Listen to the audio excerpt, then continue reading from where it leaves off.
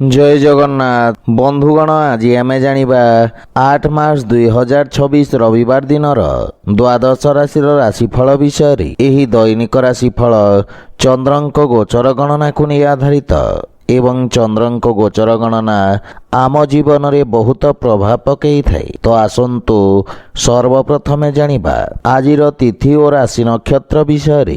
आज हेउची 8 मार्च 2026 रविवार चैत्र कृष्ण पक्ष पंचमी रात्र 9:12 गति षष्ठी। आज स्वाति नक्षत्र दिवा 1:33 गति विशाखा नक्षत्र। आज तुलाचंद्र अहोरात्र। आजिर सांवत्सरिक श्राद्ध पंचमीर एकधिष्ठ पार्वण। आजिर शुभ बेला प्रातः 6:56 रु 10:06 पर्यंत। आजिर सूर्योदय प्रातः 6:09। आजिर सूर्यास्त संध्या 6 घंटा। आज घात चंद्र नास्ति एवं मेष राशिर घात बार। आज बेल ओ पणस खाइबा निषिद्ध। तो बंधुगण आसंतु जानिबा आजिर राशिफल विषय। ता पूर्वरु आम चैनल को जो माने नुआ करी आछंती तळे थिबा लाल रंगर सब्सक्राइब बटन को दबाई आम चैनल को सब्सक्राइब करंतु ओ पाखरे थिबा घंटी बटन को दबाई ऑल रे सिलेक्ट करंतु काहेकि ना आमे अपलोड करिथवा प्रत्येक वीडियो रो नोटिफिकेशन आपण सर्वप्रथमे पाई परिबे। तो प्रथमे जानिबा मेष राशि विषय। आपणक सप्तम भावरे चंद्रदेवंक गोचर आपणक सहयोगी द्वारा लाभ प्रदान करिब। वाणिज्य व्यवसाय रे नूतन संपर्क प्रतिष्ठा हेब जहा पारस्परिक लाभदायक सहभागितारे परिणत हेब। एही समय आपणक पई अत्यंत शुभ अटे एवं भाग्य आपणक सपक्षरे रहिछि। पारिवारिक जीवन रे जीवन साथी पूर्ण समर्थन मिलिब। संतान पक्षरु सुखद समाचार प्राप्ति हेब। कर्म क्षेत्र रे जीवन साथी परामर्श सहायक सिद्ध हेब एवं पति पत्नी संपर्क रे प्रगाढ़ता आसिब। भाई और बंधु मानकर समग्र संगठन आपणक मन को खुशी एवं आत्मविश्वास रे परिपूर्ण करिब। विवाह योग्य व्यक्ति किछि भल प्रस्ताव आसी पारे। प्रेम जीवन रे मधुरता रहिब एवं आर्थिक लाभ रे धीरे धीरे वृद्धि घटिब एवं दीर्घकालीन योजना गुड़िकरू लाभ मिलिब। योजनाबद्ध उपाय रे करा जाइथिबा समस्त कार्य सर्वोत्तम सफलता हासिल करिब एवं आपणक सामाजिक क्षेत्रर विकास हेब। नूतन कार्यर रूपरेखा प्रस्तुत करिबे। आपण स्वास्थ्य संबंधित समस्यारू मुक्ति पाइबे एवं मानसिक सुख एवं शांति अनुभव करिबे। आज आपण श्री महालक्ष्मी पूजा अर्चना करंतु शुभ फल पाइबे। वृष राशि आपणक राशि स्थान षष्ठ भाव रे चंद्रदेवंक गोचर आपणक खर्च रे वृद्धि करिब। आपण निज बुद्धि एवं कौशल बल रे निज समस्त लक्ष्य को हासिल करिबारे सक्षम हेबे। आपणक किछि गुप्त शत्रु आपणक भावमूर्ति को नष्ट करिबार प्रयास करिबे। आपण नूतन लोकंक सहित साक्षात करिबे। क्यारियर रे उत्तम उन्नतिर जोग रहिछि। नूतन कार्य करिबाकू चेष्टा करिबे एवं कार्य क्षेत्र रे स्थिति रे सुधार आसिब एवं सहकर्मी परामर्श रु आपण उपकृत हेबे। मातुल घर पक्षरु पूर्ण सहयोग मार्गदर्शन प्राप्ति हेब किंतु पारिवारिक कलहरु आपण दूरे रुहंतु तथा परिवार सदस्यंक स्वास्थ्य अवस्थार विषय जत्न नियंतु। प्रेम जीवन रे वाणीर कठोरता हेतु संपर्क रे फाट सृष्टि होई पारे।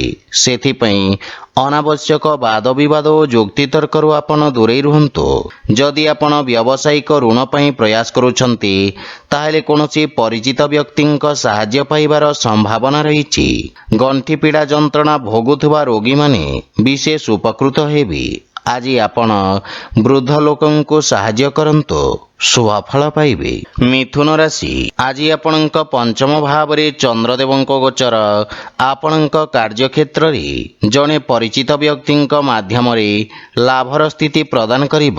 ଛାତ୍ରଛାତ୍ରୀମାନେ ସେମାନଙ୍କର ସମୟର ସମ୍ପୂର୍ଣ୍ଣ ସଦୁପଯୋଗ କରିବାରେ ସକ୍ଷମ ହେବେ ଏବଂ ଏହି ସମୟ ମଧ୍ୟରେ ନୂତନ ଜ୍ଞାନ ଏବଂ ଅଭିଜ୍ଞତା ହାସଲ କରିବେ।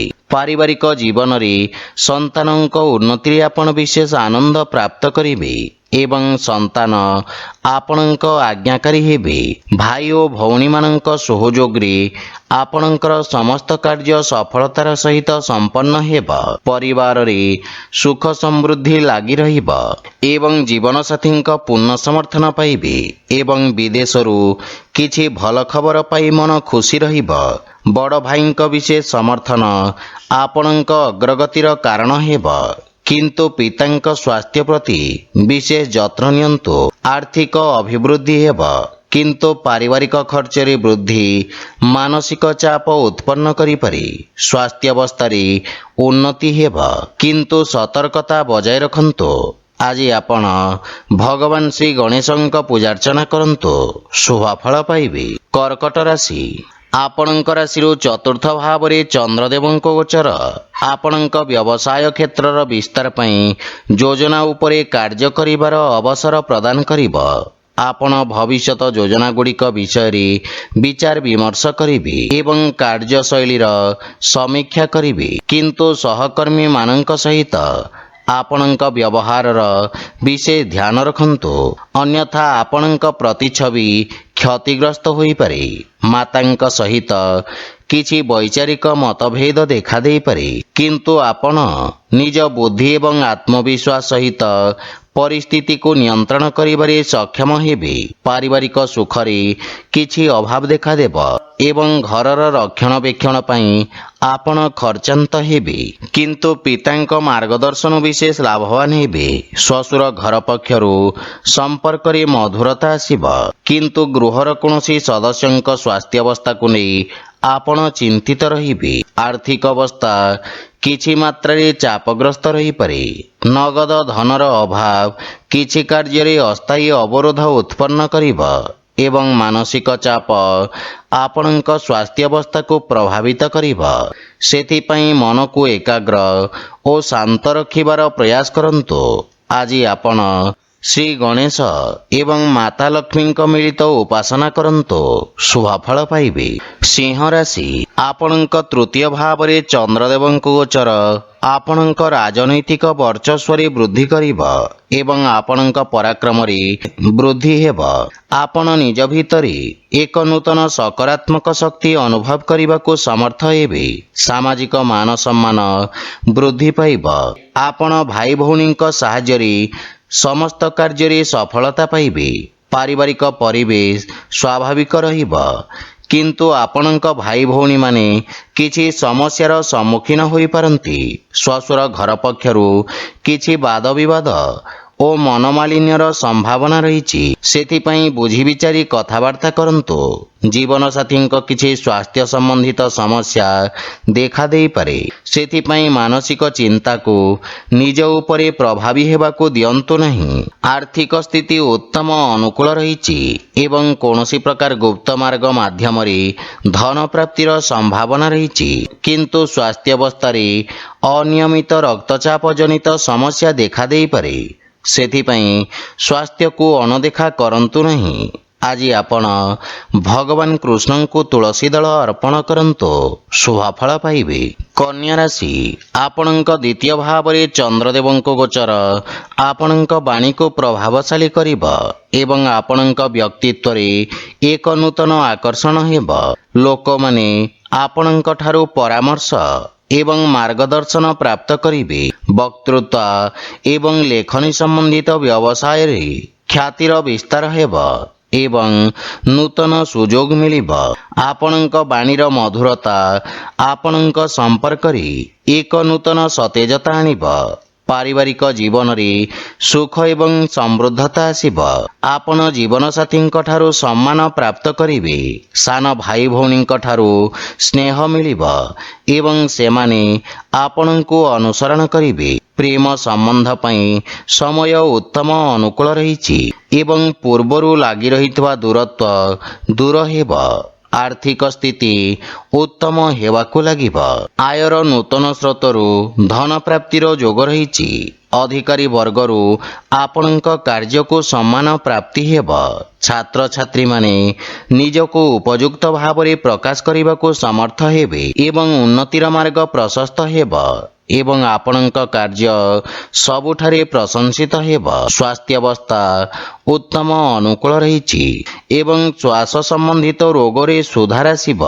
ଆଜି ଆପଣ ଗୋମାତାଙ୍କୁ ଖାଇବାକୁ ଦିଅନ୍ତୁ, ଶୁଭ ଫଳ ପାଇବେ। ତୁଳା ରାଶି, ଆପଣଙ୍କ ରାଶି ସ୍ଥାନରୁ ଚନ୍ଦ୍ରଦେବଙ୍କ ଗୋଚର ଆପଣଙ୍କୁ ପୂର୍ବରୁ ଚାଲିଥିବା କିଛି ସମସ୍ୟାରୁ ମୁକ୍ତି ପ୍ରଦାନ କରିବ।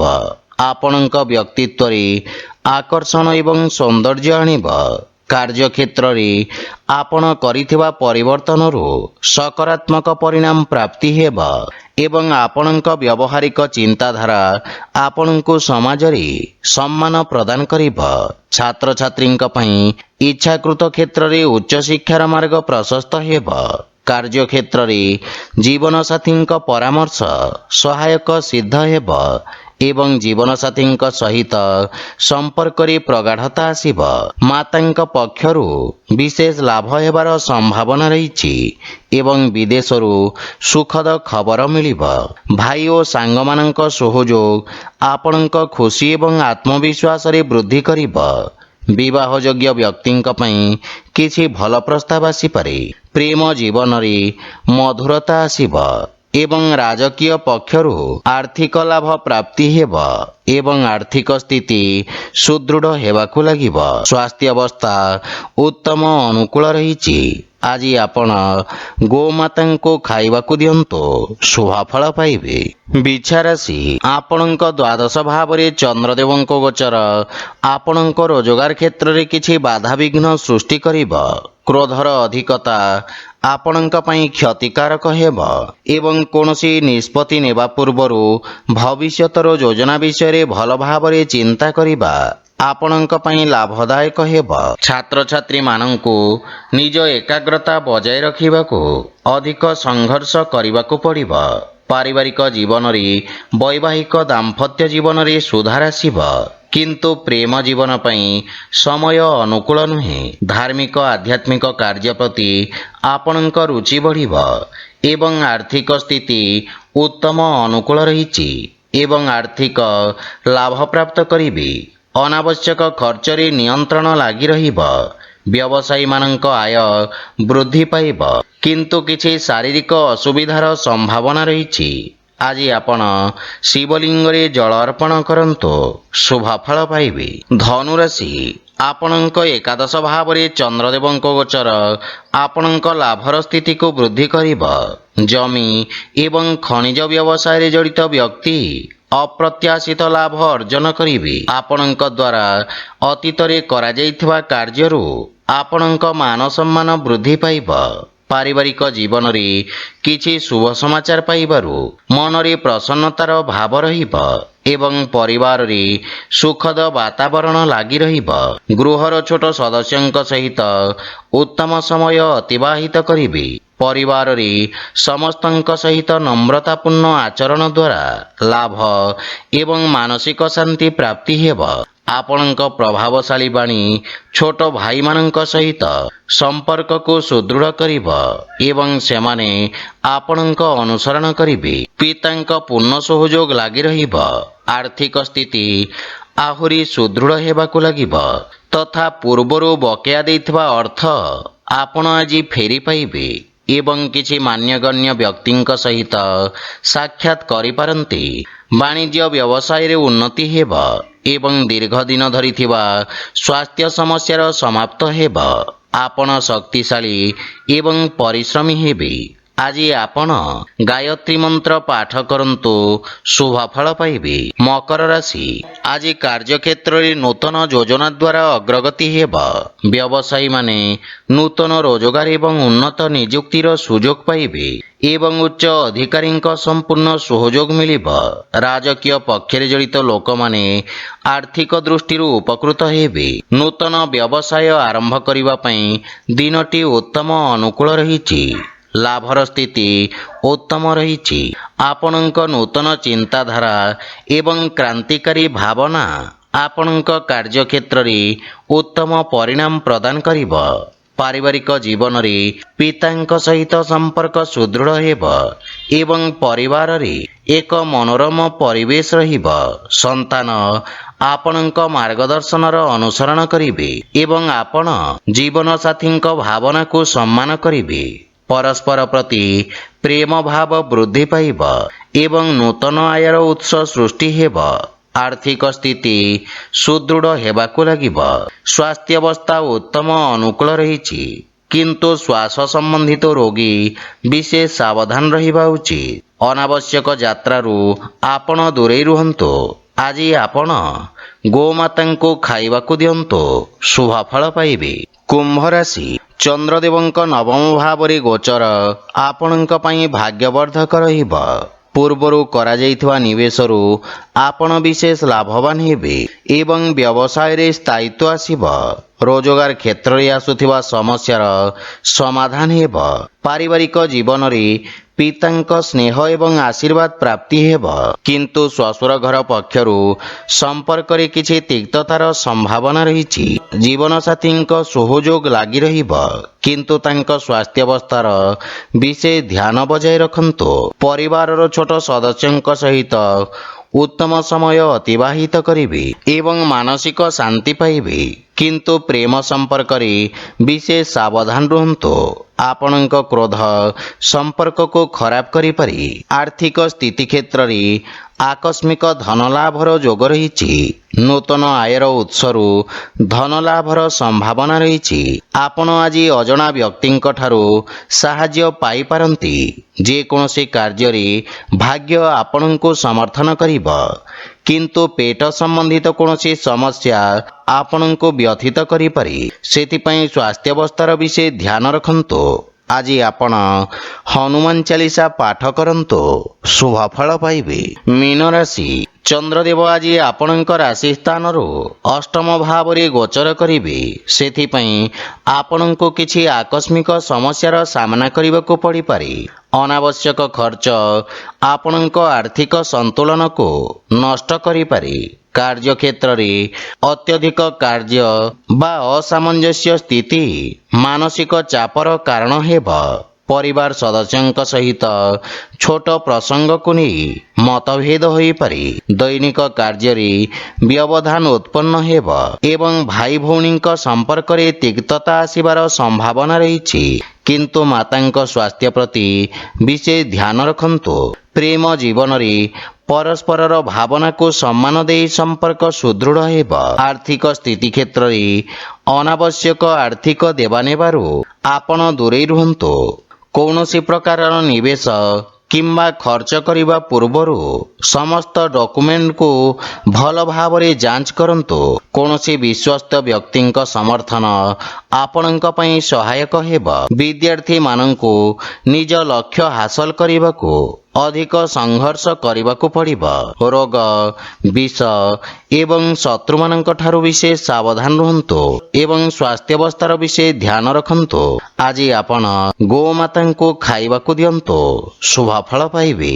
ତ ବନ୍ଧୁଗଣ, ଏହା ଥିଲା ଆଜିର ରାଶିଫଳ ବିଷୟରେ। ଯଦି ଭିଡ଼ିଓଟି ଆପଣମାନଙ୍କୁ ଭଲ ଲାଗିଥାଏ, ଲାଇକ୍, ସେୟାର ଓ କମେଣ୍ଟ କରି ଜଣାନ୍ତୁ ଏବଂ ଆମ ଚ୍ୟାନେଲକୁ ସବସ୍କ୍ରାଇବ୍ କରନ୍ତୁ। ଜୟ ଜଗନ୍ନାଥ।